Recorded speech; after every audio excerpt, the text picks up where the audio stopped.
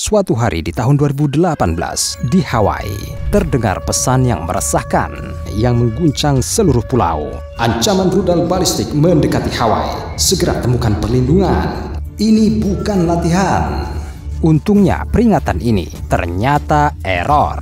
Ini muncul karena kesalahan petugas layanan penyelamatan. Namun 4 tahun kemudian, situasi ini terulang kembali sebagai akibat dari ancaman nyata. SIPRI, Institut Riset Perdamaian Internasional Stockholm, menyatakan bahwa risiko penggunaan senjata nuklir kini menjadi yang tertinggi sejak Perang Dingin. Kemungkinan ini mengkhawatirkan orang-orang di seluruh dunia. Alasan utama kecemasan disebabkan oleh rasa takut tidak memahami bagaimana peristiwa dapat berkembang jika terjadi perang nuklir. Wilayah mana yang akan terdampak? Dapatkah militer melindungi negara mereka? Berapa probabilitas bertahan hidup setelah serangan nuklir? Apa yang akan terjadi pada planet dan umat manusia jika musim dingin nuklir terjadi? Negara apa yang termasuk dalam apa yang disebut klub nuklir, yaitu memiliki hulu ledak nuklir? Kelompok ini termasuk Amerika Serikat, Rusia, Inggris, Prancis, Cina, India, Pakistan, dan Korea Utara. Israel juga diyakini memiliki senjata nuklir. Menurut SIPRI, 9 negara di bumi memiliki lebih dari 13.000 hulu ledak nuklir di gudang senjata mereka. Dari semua kekuatan nuklir yang ada, hanya Amerika Serikat dan Rusia yang memiliki triad nuklir. Karenanya kita akan mensimulasikan kemungkinan konfrontasi antara negara-negara tersebut. Triad nuklir Amerika Serikat terdiri dari komponen darat, laut, dan udara. Komponen daratnya adalah rudal balistik antar benua LGM-30 Minuteman III dengan kekuatan destruktif 40 kali lebih besar dari ledakan di Hiroshima. Rudal tersebut terletak di silo bawah tanah yang mampu menahan ledakan nuklir jarak dekat, dan ini tersebar di beberapa negara bagian di Midwest, membuat penyebaran jenis ini kurang rentan. Salah satu keunggulan pangkalan semacam itu adalah kemampuan meluncurkan rudal dengan cepat dalam waktu 5 menit.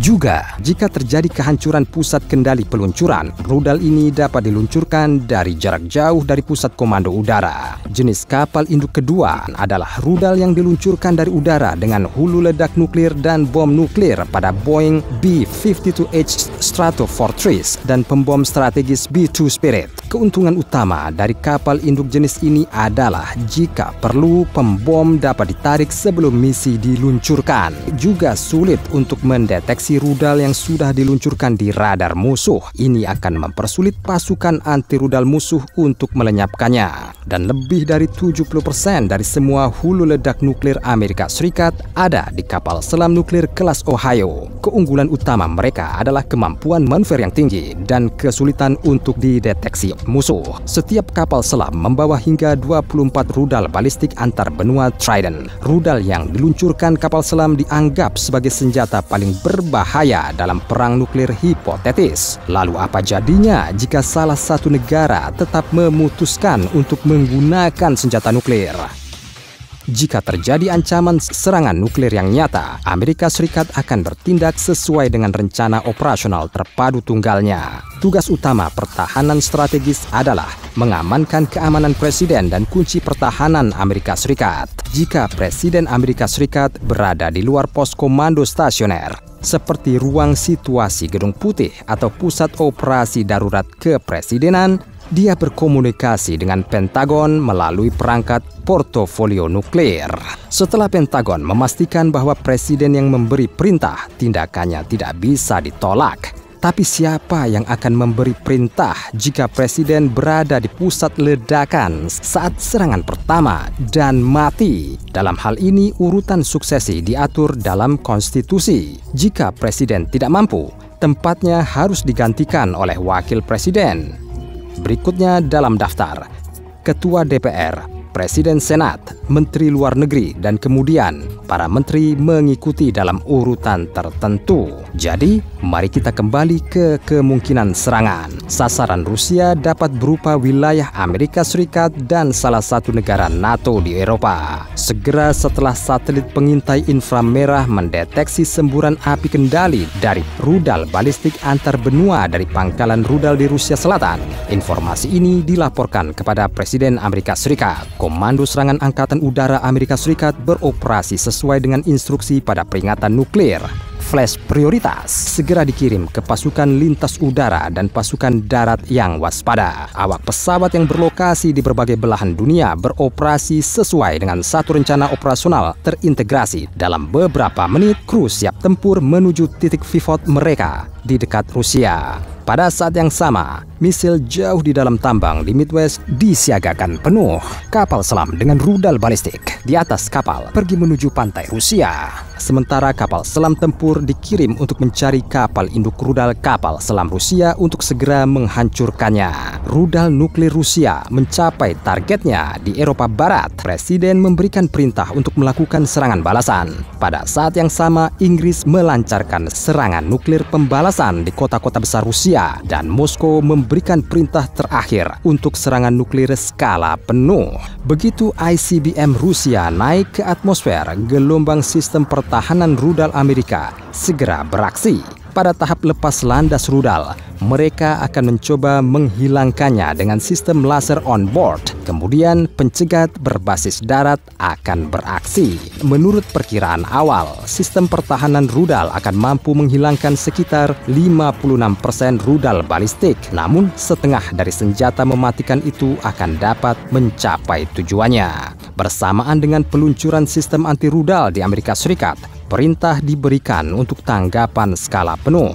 Militer di Midwest menembakkan rudal dari tambang bawah tanah. Pembom Amerika pergi menuju titik pelepasan rudal nuklir. Kapal selam naik ke permukaan dan diluncurkan. Sistem pertahanan rudal Rusia dikerahkan untuk mencegat rudal dan kebanyakan darinya mencapai target mereka. Saat ini presiden atau orang yang menjadi penggantinya bersama dengan pimpinan militer tertinggi dibawa dengan pesawat khusus ke wilayah yang tidak tercemar, di mana dia akan terus memimpin negara. Ramalan semacam itu adalah pemodelan bersyarat dari kemungkinan perkembangan peristiwa. Namun demikian, kita harus memahami bahwa tidak peduli bagaimana perang nuklir berkembang, kerugiannya akan sangat besar. Kemungkinan besar banyak kota besar akan hancur, serta orang-orang terjebak di epicentrum ledakan, dan mereka yang bertahan hidup akan terkena penyakit radiasi dengan tingkat keparahan yang berbeda-beda. Bahkan negara-negara yang tidak terkena serangan nuklir pun akan hidup di dunia dengan masalah kemanusiaan yang sangat besar. Menurut penelitian baru yang dilakukan oleh para ilmuwan dari University of Louisiana, jika terjadi perang nuklir antara Rusia dan NATO, bencana ini akan mempengaruhi seluruh planet. Menurut para ilmuwan, badai api akibat serangan nuklir akan berubah menjadi asap.